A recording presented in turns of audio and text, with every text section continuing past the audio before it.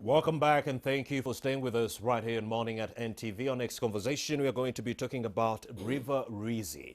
Now, at least 12 districts depend on River Rwizi's water for both domestic and commercial use. But water resources around River Rwizi are declining at a fast rate due to competing demands for water, rampant pollution, and encroachment on those buffer zones. River Rwizi goes through Mbarara municipality. The municipality covers an area of 51.2 square kilometers, while the river encroachment area stretches out 8,200 square kilometers. Environmentalists have raised an alarm over the rate at which these rates are declining, and they are planning to walk to the river as a way of raising awareness on the issue.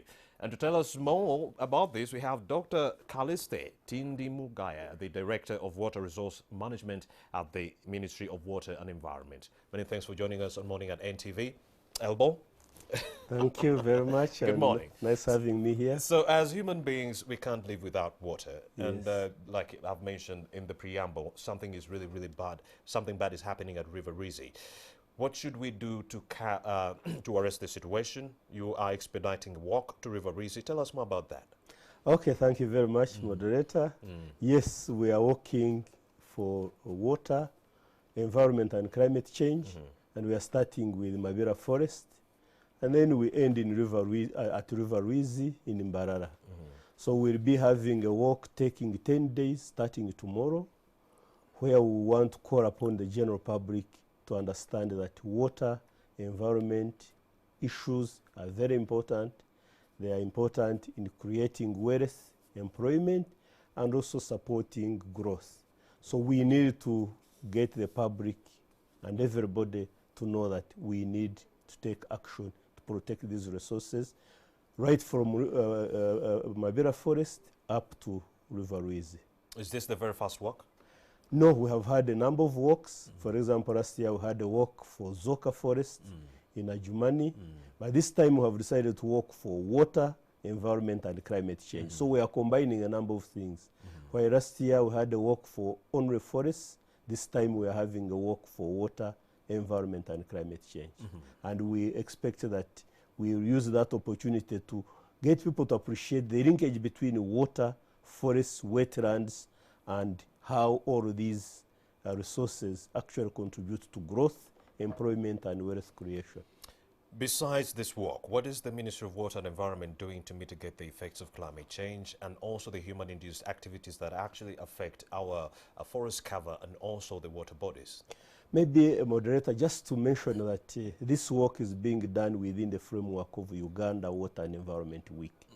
We decided 3 years ago that we'll be holding annual weeks, a whole week of discussions where government agencies, the private sector, the civil society, the religious institutions, the cultural institutions, the youth, the women, everybody come together to discuss issues of water and environment and how we need to come out to collaborate to address them. So this work is being done within the framework of the Uganda Water and Environment Week. And during that week, we'll be showcasing a number of actions that we are taking as Uganda, as government, as various partners to address issues of water, environment, and climate change. And a lot is being done right now all over the country. For example, we are implementing catchment management protection measures in various parts where we are planting trees, we are harvesting water on the land, we are restoring wetlands, but also we are harvesting water to use for irrigation, for drinking, and many other things. So during this week, we'll be showcasing what has been done, but also calling upon everybody to join efforts so that we can do more than what we are doing. Let's talk about what has been done to protect our environment. Yes, a number of things, of course, have been done. But one thing we need to note is that the environment is under pressure. And I think everybody must have been hearing His Excellency the President calling upon everybody to protect forests, wetlands and riverbanks so that we can protect these resources for the benefit of Ugandans now and in the future. So what have we done so far?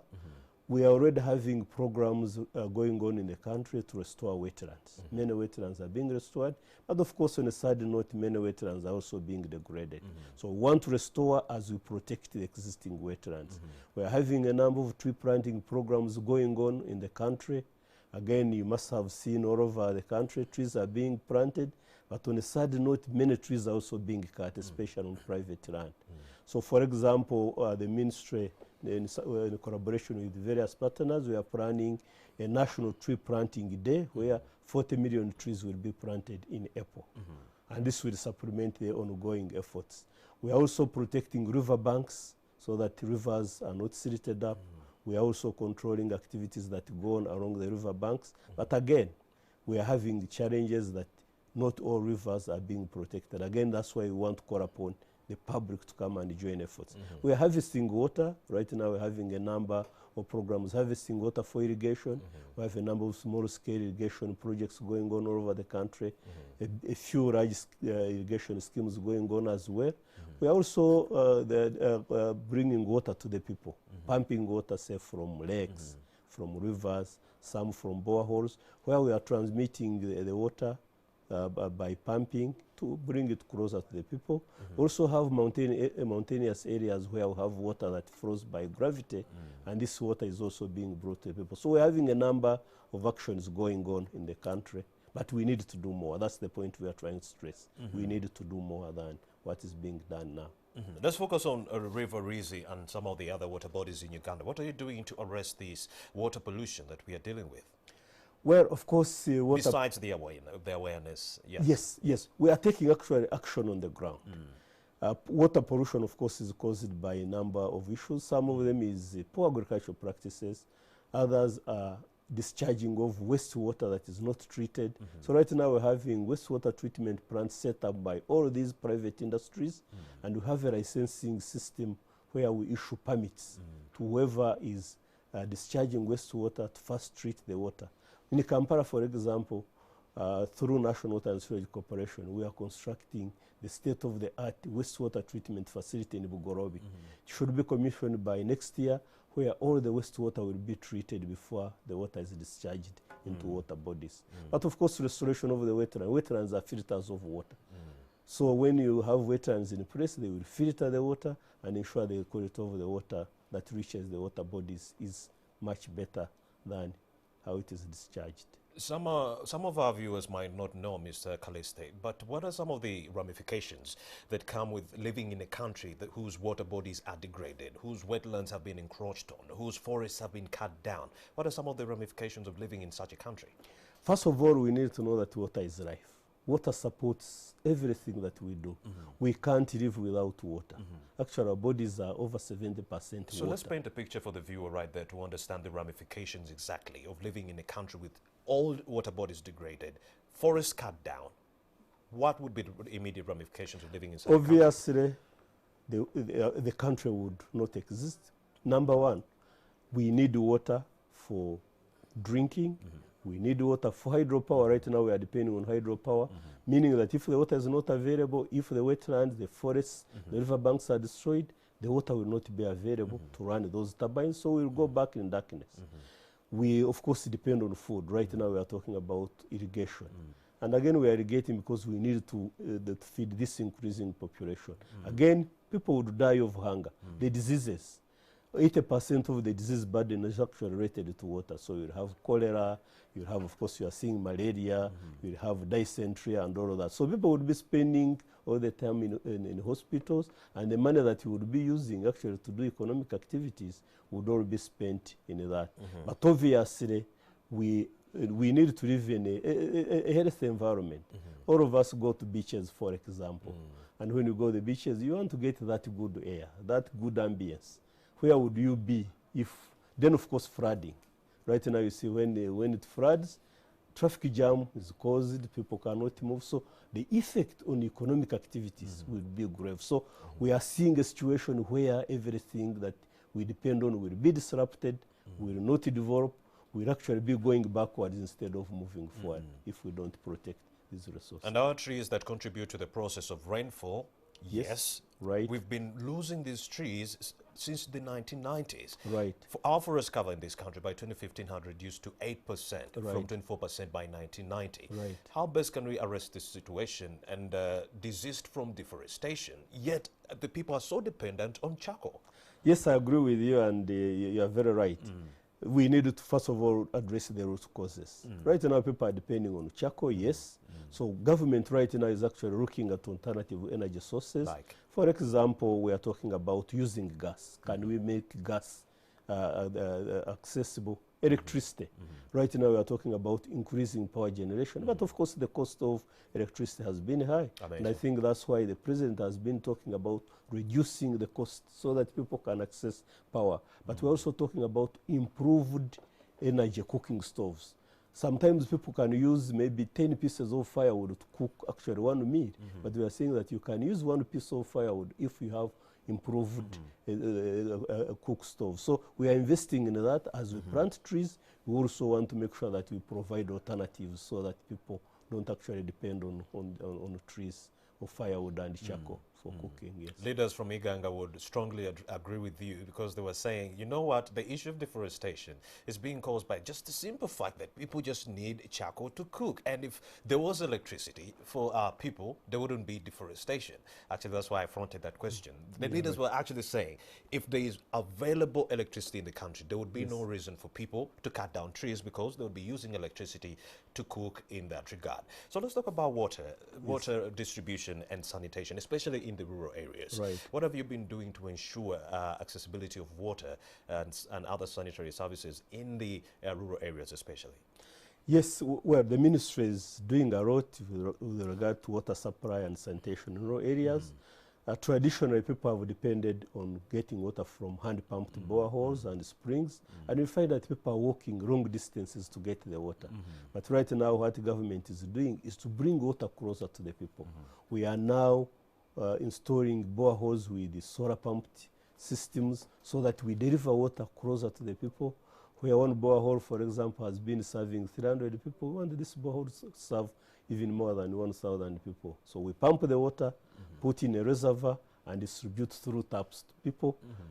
Through that, then we bring water closer to the people. We are also developing large gravity flow schemes where water is coming from the hills, and then you can transfer that water for many, many kilometers to people. We are also, of course, trying to make sure that we have a combination of different water supply technologies. For example, people can harvest rainwater on their roofs so that they don't have to run to follow the water downhill. We are also, of course, also trying to rehabilitate the broken down sources. So the situation is getting better, but of course, right now our population is growing at a very high rate, but also the resources we are getting to supply these services, to supply water and sanitation services are going down. Of course, on sanitation, we are doing a lot. We are having improved sanitation facilities, but also we are also putting fecal sludge management systems so that in place, so that the fecal sludge can actually be treated before it is discharged in the environment. Amazing details, Dr. Kaliste. Now, let's talk about the Environment Conservation Walk 2020, which kickstarts tomorrow, March 10th, from Buyukwe all the way to Mbarara on the 20th of March. Tell us about the program. Okay, thank you very much. First of all, I would like to inform the viewers that this walk is very, very interesting. It's going to pass through many districts, starting tomorrow in Mabira Forest, in Buyukwe. And as you rightly said, it's going to last 10 days. So along the route from Mabira all the way up to Rwizi, we'll be engaging different organizations, different people, different stakeholders. So we launch it tomorrow in Mabira Forest. It will be launched by the Minister of Water and Environment in collaboration with the new Archbishop of the Anglican Church. They will be launching it tomorrow. And then it will continue on Wednesday. The workers, we have a team of professional workers under the Uganda Workers Association. About 20 of them will be working all the way, but they will be joined by people at different locations. Then on Wednesday, the team will reach Kampala, will join the manufacturers, again to call upon them to protect water and environment resources, but also demonstrate how these resources are being used to create wealth. We expect also the team to check at Parliament, will be received by the Speaker and the members of Parliament, so that we can actually issue them a call for action, call upon our leaders to support these interventions. The team will continue through Mpigi, through Rukaya, Masaka, Rwengo, Jantonde, and then after 10 days it will end in Rwizi, where we'll be having high-level celebrations. High-level celebrations. Yes. It will be kind of like the Kampala Gulu run that we witnessed. Like a run, then you pass the baton to another person, but this time you'll be walking.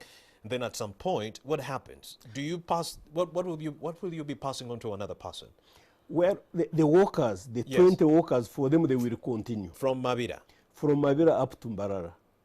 You're going to be walking one We are going to walking, 20 people will be walking. They will be supported by a number of journalists, of course, will be there. No rest? The 20 professional workers will not rest. Jeez. But at different locations, they will be joined by people who can walk maybe for 5 kilometers, 1 kilometers, and drop off. But for them, they will continue. For them, they will continue walking all the way up to. Oh my goodness! Let's talk about future conservation efforts besides the walks. Let's talk about future conservation efforts that are being mounted by the Ministry of Water and Environment. In a nutshell, what are some of those projects that you're looking at to be able to mitigate the effects of climate change and protect our environment? Well, as I mentioned, one of them, of course, is the 40 million tree campaign, where we are going to plant 40 million trees sometime in April, where we want every Ugandan to plant a tree. I think that was expedited by the Kampala Gulu run. No, that's a different one. Now, that one was a precursor. A precursor. In April, we'll be having a full day. We are hoping that it will be a public holiday. And it will be led by His Excellency the President, and we expect tree planting to go on in the whole country, where every Ugandan will plant one tree. And we also will expect 40 million trees to be planted in one day.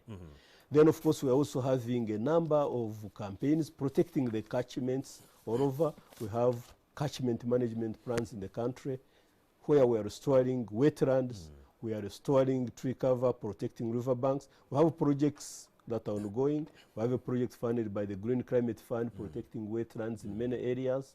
We are also having a program funded by Adaptation Fund called Eureka that is also working in a number of areas. So we have a number of programs that we are rolling out as a country. But of course, we also have other partners, NGOs, the private sector, the local governments, cultural institutions, religious institutions that are doing a lot, so want to harmonize. So it's a concerted effort. It's a concerted effort. And as a conservationist, I can tell you very publicly, Dr. Kaliste, I'm very happy that my government is actually doing something to mitigate the effects of climate change and those other human-induced activities that are affecting the environment and our water bodies in that regard.